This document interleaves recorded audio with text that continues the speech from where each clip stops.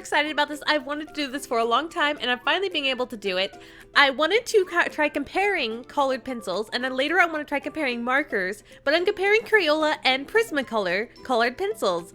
And let me explain if you're wondering why the desk is right now shaky, and also it just looks like it's a fold-out desk. That's because it is. It is a random fold-out table that I was just like, you know, I'm going to use this real quick. But the thing is, I used a different table for the second half of the video because I was waiting on a table to show up, and then when I was doing this first one with the Crayola pencils, I decided to go with this little fold-out table that was really shaky, especially on carpet.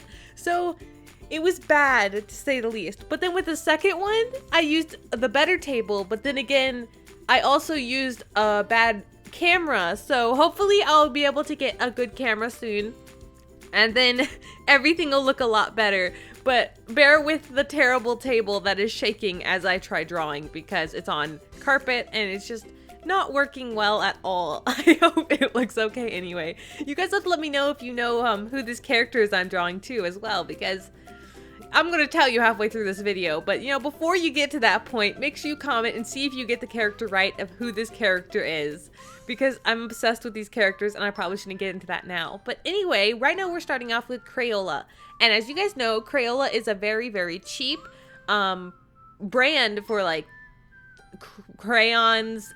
Crayons is the biggest thing. That's what I always used as a kid. They have crayons, they have colored pencils, they have markers, they have pretty much everything you can think of that's art related, only they have the cheap version, which is super cheap and people could use it for like school and stuff like that. I remember I used to have them a ton as a kid, so stuff like that, like for kids to play with. It's super cheap. So I wanted to try to attempt drawing something actually decent with Crayola colored pencils, which I expected was going to be incredibly hard, because let me tell you, I have never colored something traditionally since I was a kid. Despite like I did like some sort of painting sort of thing for my sister's birthday, which was just like for fun. It lasted like maybe an hour and we all just sat around playing with paint. But this here was me actually attempting to do something decent with colored pencils, and I wanted to start with Crayola because apparently those are supposed to be a lot harder to work with. So I started with what I thought was going to be the hardest to work with, so that's why I'm using Crayola here. And let me tell you, it actually was a lot easier than I expected it to be. I expected it to be absolutely impossible, but the Crayola pencils, sure, they leave a lot of white marks. The biggest problem with Crayola pencils is they leave a ton of white marks, and the only way to get rid of them is to push down incredibly hard, and you're bound to snap all your pencils doing that unless they aren't sharpened. So it was really hard for me to not have a ton of white marks, but then I decided I want to use around the same time frame for each drawing. So I thought I might as well not try and color in all the white marks, because the whole point is to compare the two pencils, so might as well leave them for what they actually look like when you use them.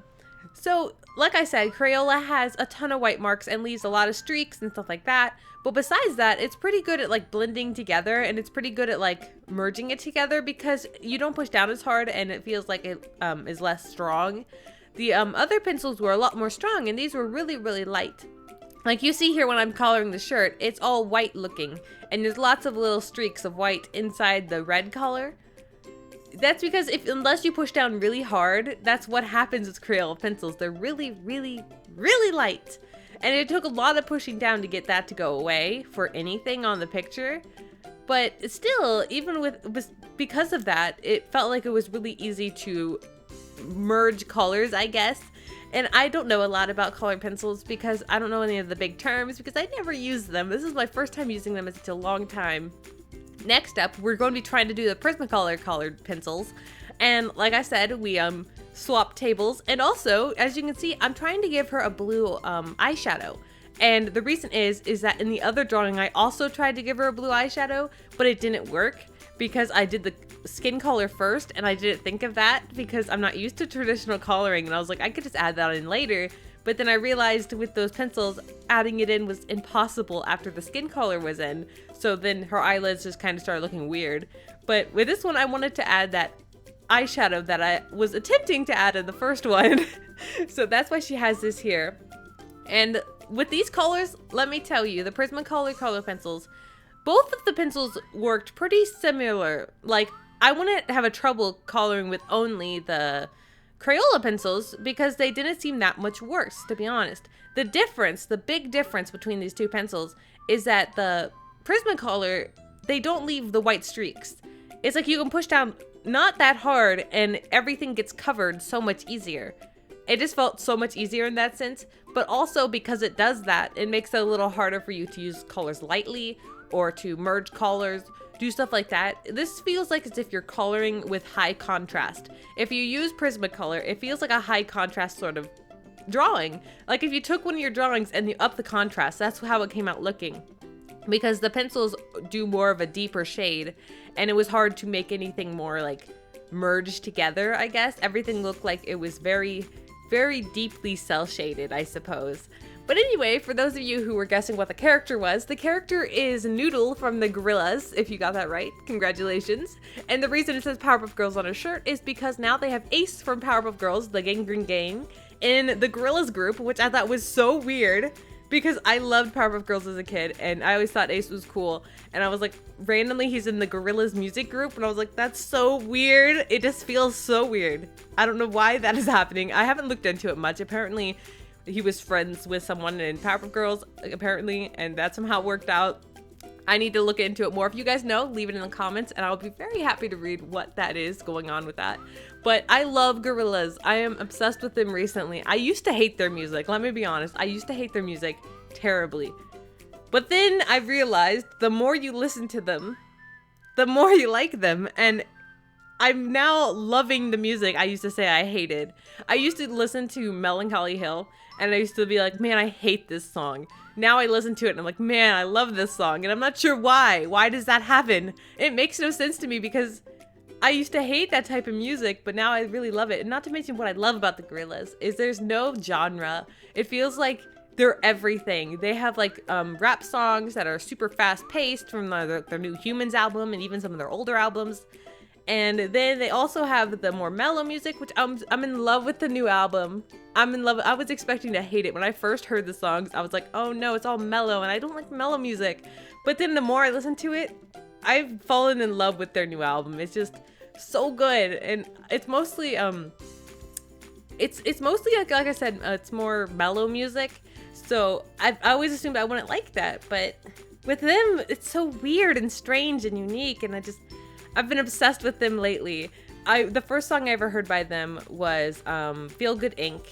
way back in the day. It was always on the radio, always. So as a little kid, that's what I heard from them because there was no way for me to have my own music besides the radio.